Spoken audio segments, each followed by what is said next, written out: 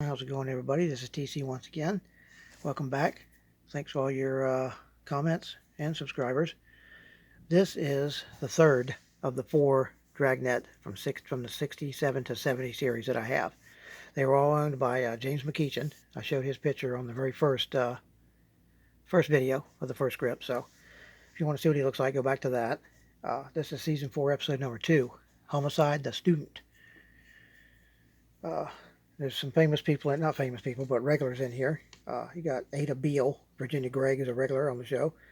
Alice Philbin, who's pretty much a regular. Peggy Weber, she plays Alice Philbin.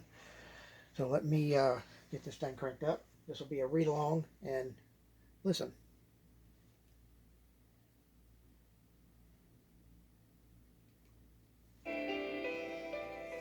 This is the city, Los Angeles, California. The people here, like anywhere else, put in a hard day. Jake Mailer was After work, they McKeechan. want to get home. It can take 10 minutes or 2 hours. Once there, they like to unwind. They can go out to one of 560 movie theaters. For those who can't get a babysitter, there are 27 All this part is not drive-ins. on the script, so This is the city of the drive-in. Supermarkets, the beginning restaurants, narration. dry cleaners, even banks.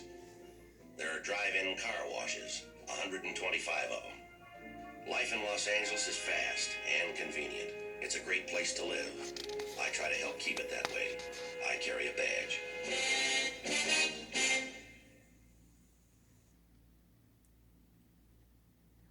Have been changed to protect the innocent.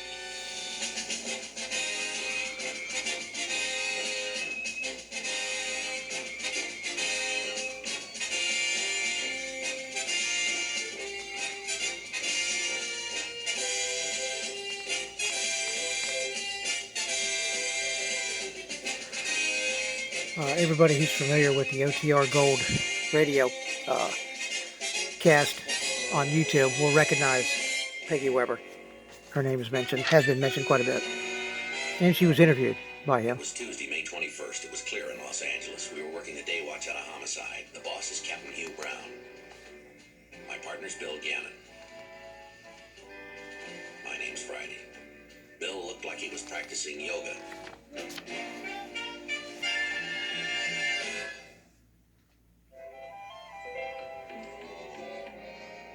All right, I'll ask, what are you doing? Oh, I was just practicing the paradox intention method. The what? The paradox intention method. You mean you never heard of it? Oh, I can't say as I have. It's very scientific. It's a new method of curing insomnia. What's with the arms? Oh, Sorry about that. See, you raise your left arm like this. Then you say, my arm is heavy, heavy, heavy. And then you raise your right arm like this. And you say, my arm... Oh, that isn't necessary. I'm not going to do it now, Joe. Your arms and legs get heavier and heavier, and the next thing you know, you're sound asleep. Let me ask you one thing. Sure. You just got to work, pal. How come you're trying to go to sleep? Well, that's where the paradox intention comes in. The theory is that if you try to go to sleep, you'll stay awake, and vice versa. I see. That's why it's called the paradox intention method. That's why it's called that. If you try to do one thing, you'll do just the opposite. It's a paradox, Joe. Does it work? Well, sure it works. It's very scientific, you know. Then how come you're yawning? You should have had a good night's sleep. Didn't you try your method last night? Oh, yeah, I tried it. Didn't work, huh? No, it worked fine. The only trouble was it took all night to make it work. 2 people shot, man and a woman. Draftco printing plant in West Vernon. SID is on the way. Right. Looks like a sniper. 9:22 a.m. Grafco is a big plant in the May Park area. They print weekly newspapers and big circulation magazines. The payroll is about 200. 9:37 a.m. We arrived at Grafco. The personnel manager showed us the employment records of both victims. Fred Keller was a foreman, a family man. He got along with everybody. Barbara Hill was a secretary. She was well liked. She had a fiancé overseas in the Air Force. 9:40 a.m. We talked to Frank Romero, the plant manager. He knew of no reason why anyone might have wanted to kill either of the victims. They changed the name from Romero to Both Lutz. victims were entering the building when they were shot. You don't know of any quarrels the victims might have had, any bad blood with the other employees? No, none. I can't believe anybody who works here could do a thing as horrible as this. Mr. Romero, we'd like to have the names of any of your employees who didn't show up for work this morning. Well, you think it was one of my employees? It's a place to start. Yes, of course. I'll get the timesheets. Thank you. I tell you, this has me all shook up. 2 people shot down in cold blood. I suppose you people see a lot of this sort of thing. You're used to it. No, sir. You never get used to it. This guy played a cop in a couple of these before. I recognize his face. Frank Romero came up with the names of 6 absentees. We checked them out. They all could account for their whereabouts at the time of the double murder. There was nothing to do now but begin the tedious job of checking out every man and woman on the Grafco payroll. We worked all day and into the night. Wednesday, 10:05 a.m. Bill and I checked back in after a short night's sleep. We had worked half Whoops. male victim's head and one from an almost identical location in the female victim. The slugs were sent up to ballistics for identification. Captain, Joe. Ballistics report murder weapon was a .22 caliber rifle. Homicide Heller. Yeah, for you, Joe. Thank you. Just Friday. Yes, sir. I see. All right, thank you, Mr. Romero. We're on our way. One of the foremen out at Grafco. He remembers a beef between the male victim, Fred Keller, and some kid, a college boy who works part-time. Yeah? Kid didn't show up for work yesterday, but nobody bothered to mark it down. 10:28 a.m. The foreman was named Al Souza. He said the boy who didn't show up Tuesday morning was named Jeff Buckram, 18 years old, a student at May Park Junior College. He's kind of a flunky, Sergeant. He only works part-time when he hasn't got a class in college, and nobody remembered it was his day on, I guess. You say he had a quarrel with... Whoops. Yeah, my copy is skipping. Keller jumped him, not too hard. Kid had it coming. It's dangerous fooling around with a big press like that. But the kid blew. He sort of turned white-like and doubled up his fist and started moving at Keller. What happened then? Nothing. 1 or 2 of the boys told him to cool it, and Keller just shrugged and said, "Take it easy, kid," or something like that. And that was it? Yeah, Keller walked away. Kid just stood there with his knuckles white, and everybody left him alone. All right, thank you, Mr. Souza. I'm sorry, Sergeant, about not remembering yesterday, I mean. A kid like that, nobody ever seems to miss him. Maybe that's what he didn't like.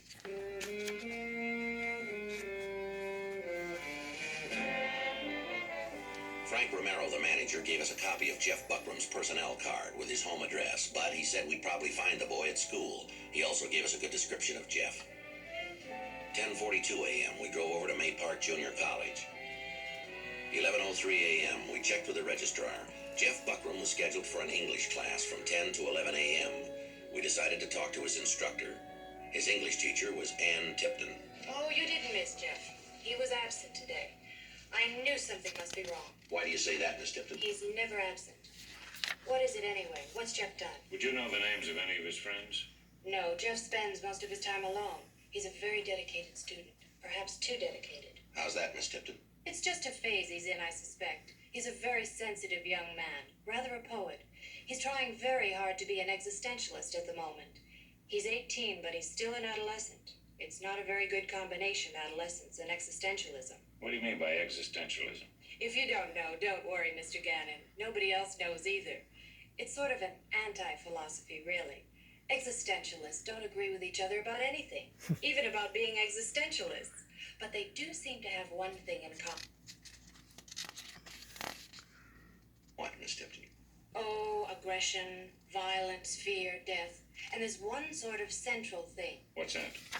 They believe one should live one's philosophy, not just think about it. Yes, ma'am. One must act.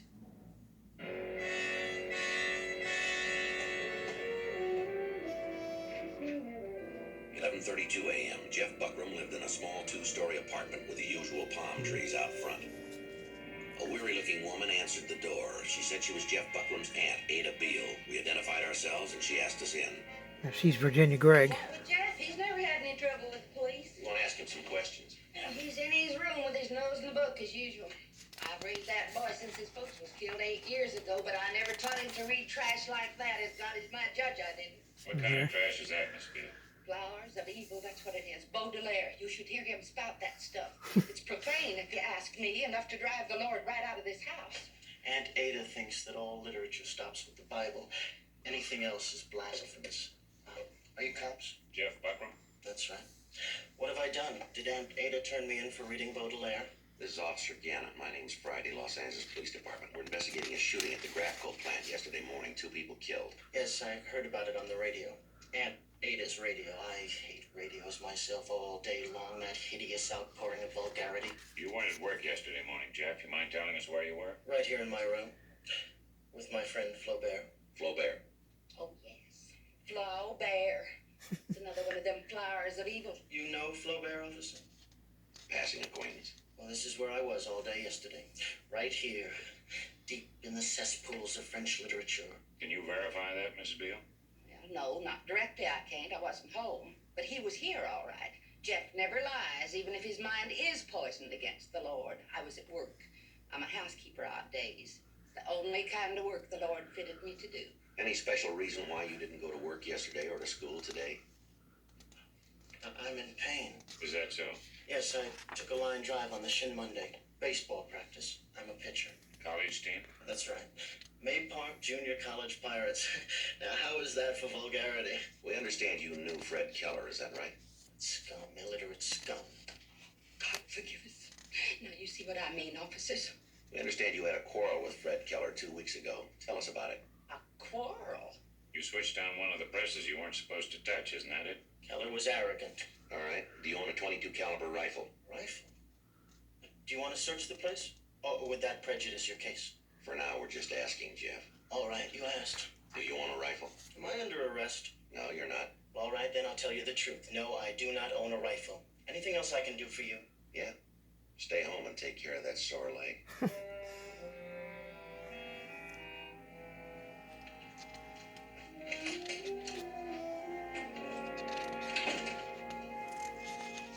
do you think? I think he's lying. So do I. There's somebody who might fill in a few blank spots for us. Well, we already talked to his English teacher. When you want to find out about a boy, you don't talk to his English teacher. Is that right? Talk to his baseball coach. Which is James McKeechan, who owned the script. 5 a.m. We spoke to Jeff Buckram's baseball coach, Jake Mahler. Says he got a shin bruise at practice Monday. Yes, sir. This Monday. That's what he says. Jeff Buckram hasn't suited up for 2 weeks. Told me he had to quit baseball, so we dropped him from the squad. What can you tell us about the boy? I never could figure him out, really. I don't know why he came out for baseball in the first place. He didn't seem to have the normal motivation. How do you mean? No team spirit. He didn't care about anybody else. Like the team didn't exist. The only time he looked alive was when he was batting or pitching. The rest of the time he sat on the bench, usually reading a book. What kind of books would you know? You mean the title? Yes, sir, that's right. I wouldn't have any idea. All I can say is they weren't comic books. Was he any good, Coach? Any good? How do you mean? Well, do you have any baseball talent? Was he a starter? Yeah, he had the makings of a pretty fair pitcher. Good arm, aggressive, great fastball. That wasn't quite enough, though. How do you mean? Control. He'd go ape under any kind of pressure. He beamed the boy a couple of months back. I still don't know if he meant to or not. Like I told you, he could throw a ball like a bullet, but you never could be sure who or what he's going to throw it at. When Jeff said he was quitting, did he give a reason? All I remember is he said he had to work longer hours, earn more money. Did he say what he wanted the money for? Said he wanted to buy himself a rifle. I asked him if he was going hunting. What did he say to that? He just looked right through me and said, maybe I am. I sure hope he can aim a rifle better than any can of baseball. Maybe he can. And that's it for McKeechan's part.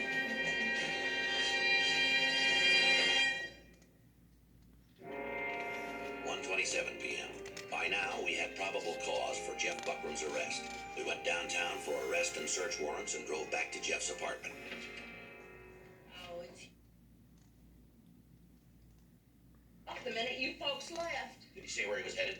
he didn't even say, God bless me. He took my car. I couldn't stop him. Now, how am I going to get around without a car? Did he take a gun with him, a rifle? Gun. There's never been a gun in this house, Mr. Policeman. What kind of car do you drive? What kind?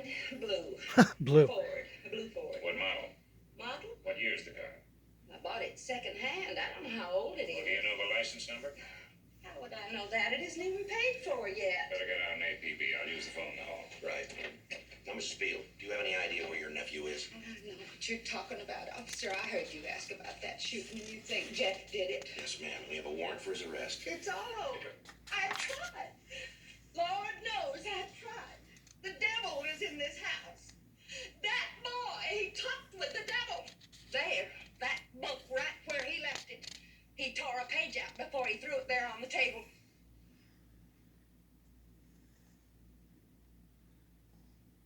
Would you know why? Just tore a page out and stuffed it in his pocket and left this house. I wouldn't know. I never read evil books. We'd like to take the book with us, Mrs. Beale. It'll be returned after we finish our investigation. You bring it back here. I beg your pardon? It belongs to the public library. Return it to them if you want. We'll do that. Maybe you won't. How's that? It's overdue. You'll have to pay a fine. gave the apartment a thorough search. We failed to turn any kind of weapon. Before we left, we requested that the Buckram apartment be placed under surveillance. On was the book. We drove over to the branch library Jeff had checked it out from.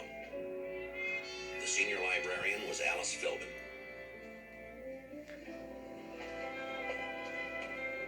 We talked to her in the coffee room. I don't like to receive visitors in the main room. It's difficult enough to maintain quiet without our setting a bad example. Yes, ma'am. Miss Philbin, do you know a Jeff Buckram? Jeff Buckram, yes, I do. He's one of our best customers. Here's a book he borrowed. I believe it's one of yours. Oh, yes, Flaubert. It's overdue, Sergeant. There's a page missing. Page 67. It's been torn out. That's not like Jeff. How do you mean? Well, he loves books. Overdue, yes, that's Jeff. But vandalism, no. We'd like to know what was on that page. Can you help us? Well, I know you haven't come here just to return an overdue book and report a torn page. Jeff Buckram's in some kind of trouble. What is it? We'd like to talk to him. Do you have another copy of that book? Yes, I believe we do have one more copy if it's in. I'll check. We'd appreciate that. It's probably on the shelf. Flaubert isn't very big in this neighborhood.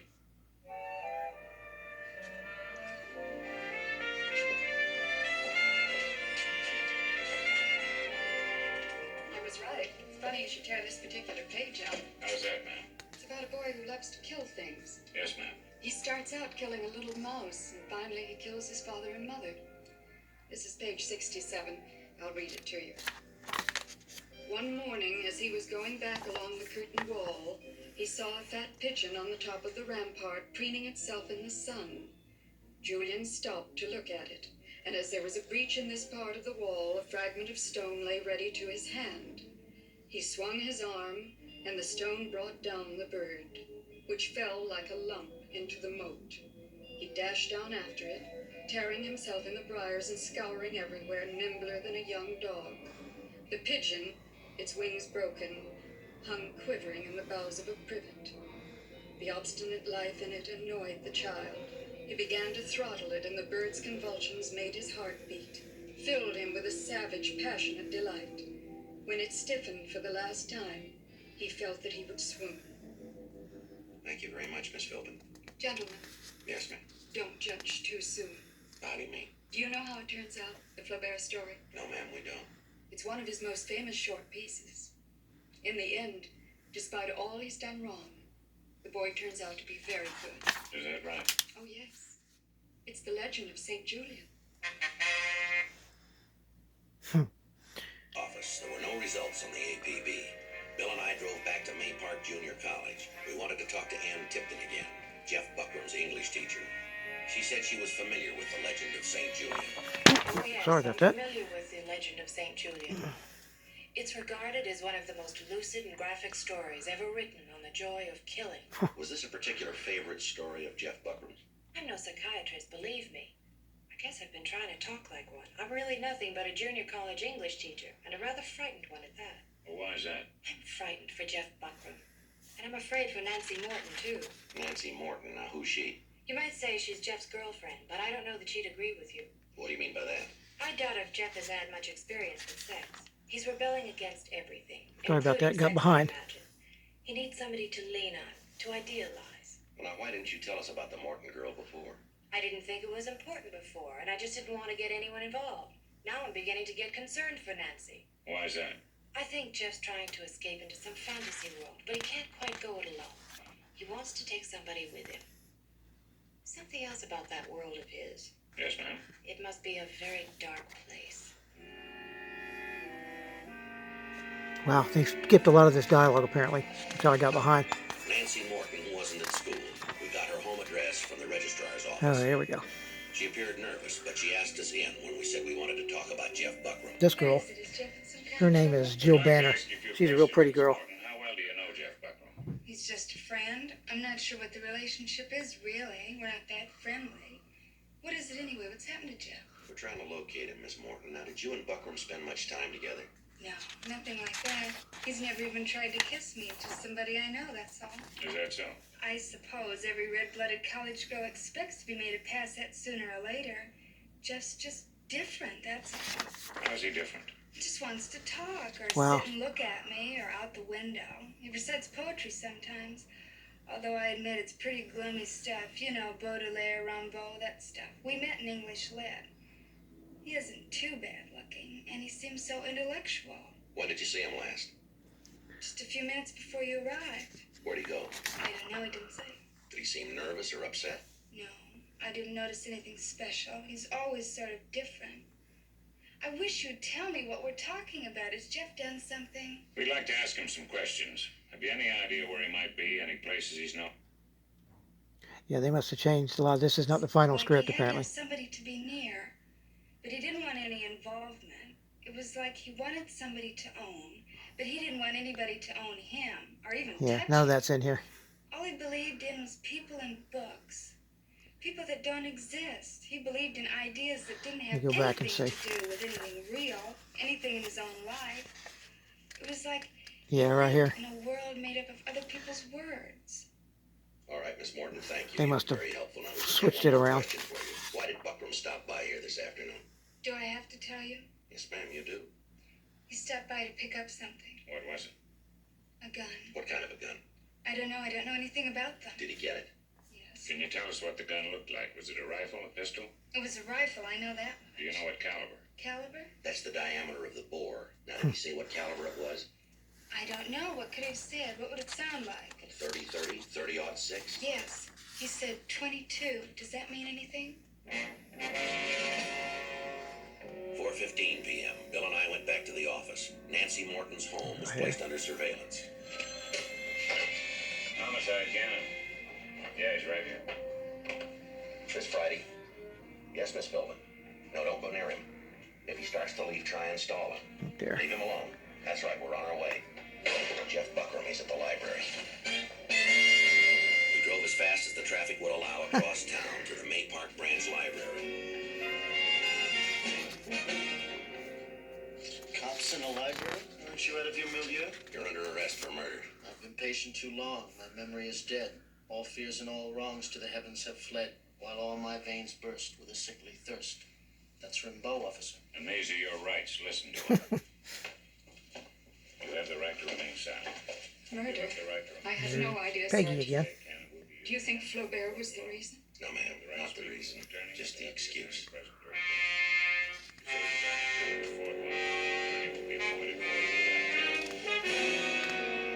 Ada Beale's car was found in an alley near the library. The .22 caliber rifle was in the trunk. Whoops. Shouldn't have done it. Shouldn't have done what? Torn that page out. That was wrong. So's murder. Flaubert wasn't right, you understand. He didn't really know. Is that so? Wasn't like that at all. Wasn't like what? Like he said, full of delight. Savage and passionate delight. I didn't feel anything like that at all. What did you feel? I felt scared, like when you break something. Something that belongs to somebody else. And you know you gotta get caught. And you gotta get punished. I guess I'll never make it, will I? Make what? I guess I'll never be a saint like Julian and Flaubert. You got a long way to go.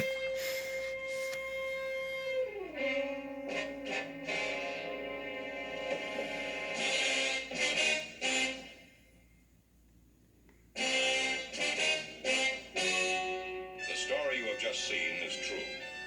The names were changed to protect the innocent.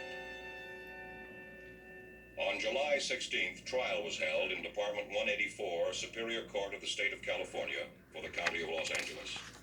In a moment, the results of that trial. And that's it for the script. It says on here. Let's see.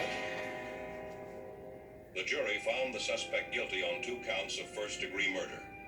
Murder in the first degree is punishable by death or confinement in the state prison for life. Says he was committed to Atascadero State Mental Hospital for observation.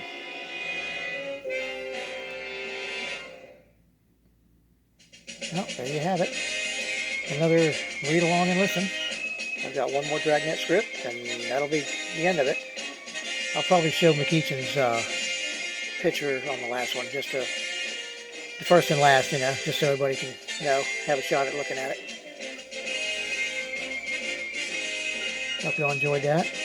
Leave a comment, like, and subscribe if you haven't. I always answer every comment I get. And y'all take care.